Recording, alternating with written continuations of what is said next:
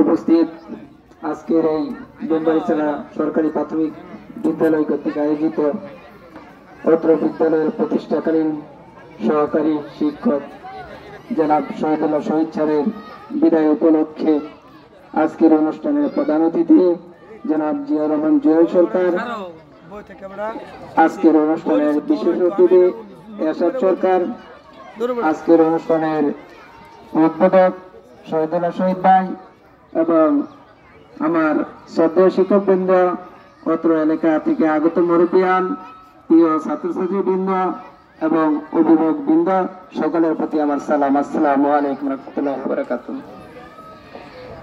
যেহেতু ইংরেজিতে একটা কথা আছে, hungry man is always angry man, একজন ক্ষুধার্ত মানুষ থাকে, রাগান্বিত মানুষ, তাদের কাছে ভালো কথা বললেও ভালো লাগবে না, খারাপ কথা বললেও ভালো লাগবে না। সকলে এখানে ক্ষুধার্ত। আমাদের যে অনুষ্ঠানটা সকালে হওয়ার কথা ছিল, বিভিন্ন কারণে আমাদের অনুষ্ঠানটা দেরিতে শুরু করতে হয়েছে, সেই জন্য আমরা আন্তরিকভাবে আপনাদের কাছে দুঃখিত এবং পাশাপাশি আপনাদেরকে এই জন্য ধন্যবাদ জানাচ্ছি যে আপনারা ধৈর্য সহকারে অতিথিবৃন্দদের কথা মনোযোগ সহকারে শুনেছেন, পাশাপাশি আমাদেরকে সময় দিয়েছেন, কোনো বিরক্ত প্রকাশ করেন নাই, বিরক্তির কোনো চাপও আপনাদের মাঝে নেই, সেই জন্য আপনাদেরকে ধন্যবাদ জানাচ্ছি।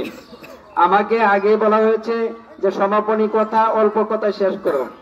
আসলেই তো এখানে আমি কিন্তু আসলে সভাপতি না, সভাপতি হিসাবে কথা বলতেছি না। কেন? কারণ হচ্ছে আমি ওনার একজন ছাত্র, সরাসরি ছাত্র। ও আমি সভাপতির কথা বললে ছাত্রের কথা বাদ দিই কিভাবে?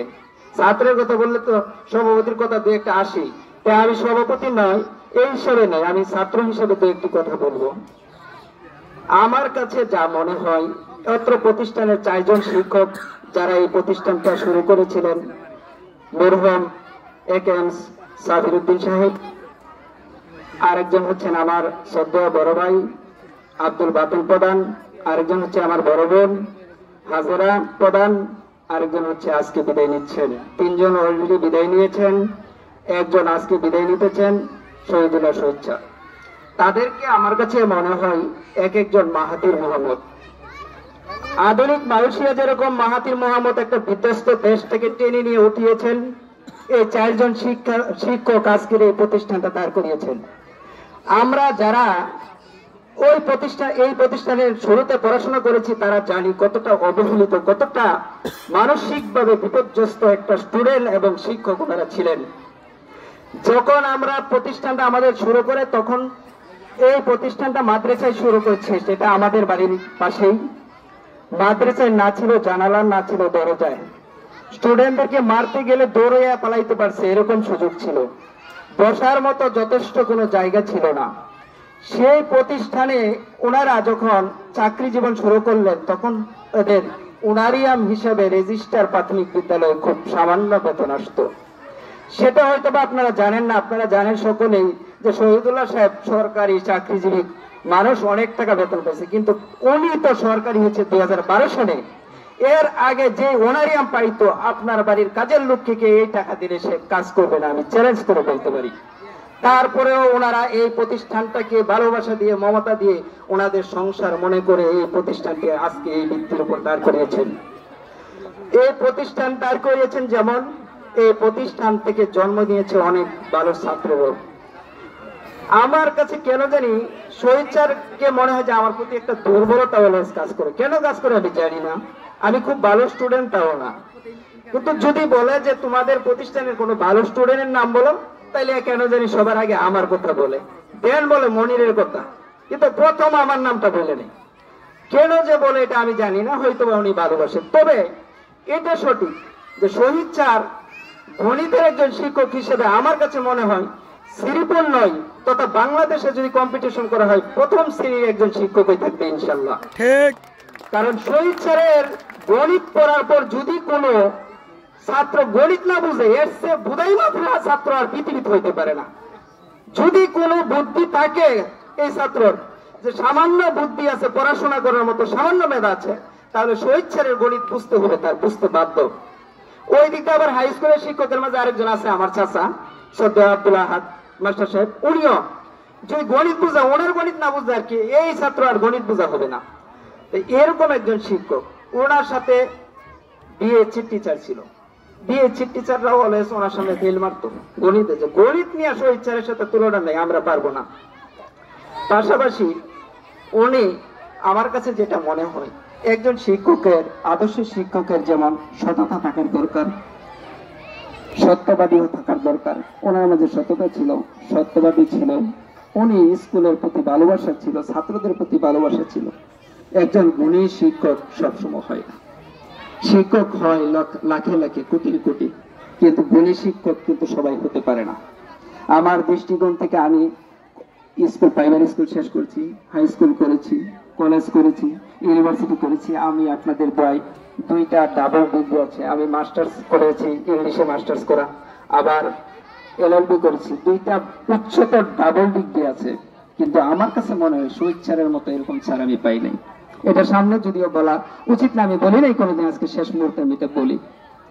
তো স্যার হিসেবে উনি আমাদেরকে যা দিয়েছেন, আমরা এই যে একটা কথা বলে যে গায়ের চামড়া দিয়ে জুতা বানাইয়া দিল শিক্ষকের ঋণ কোনোদিন শোধ হয় না, এটাই সত্যি, এটাই সত্য। স্যারদের কাছ থেকে আমরা নিয়েছি, দিতে পারিনি কিছু, ওনাকে আমরা পারিশ্রমিক দিতে পারিনি। কেন?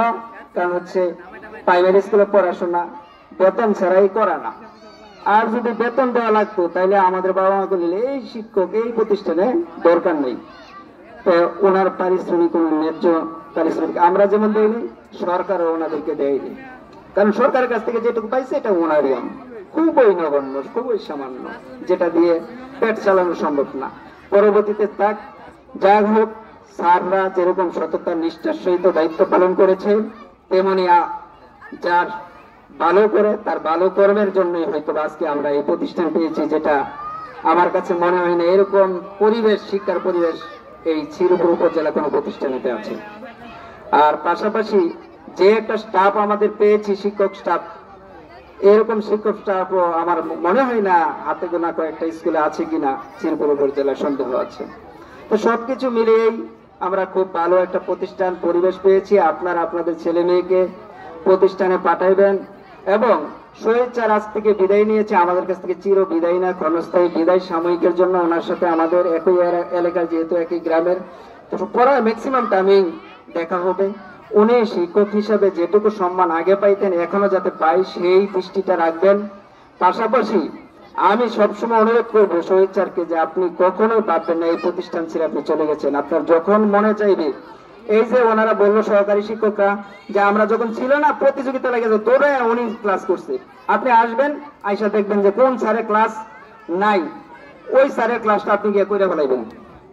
আপনি তো আর এখানে অনারিয়াম চাইবেন না, কোনো কিছু না, আপনি ওই ক্লাসটা করবেন, আপনার ভালো লাগবে, আমার মনে হয় ভালো লাগবে। আপনি প্রতিষ্ঠানের দিকে যেরকম আগে সুদৃষ্টি ছিল, আপনার সুদৃষ্টির কারণে এই প্রতিষ্ঠান থেকে অনেকে ভালো কিছু করতে পেরেছে। ভবিষ্যতেও আপনার এই সুদৃষ্টিটা যাতে থাকে, যে এই প্রতিষ্ঠানটা একটা সত্য ভিত্তির উপর দাঁড়িয়ে থাকতে পারে, সেই সহযোগিতাটা আপনি করবেন।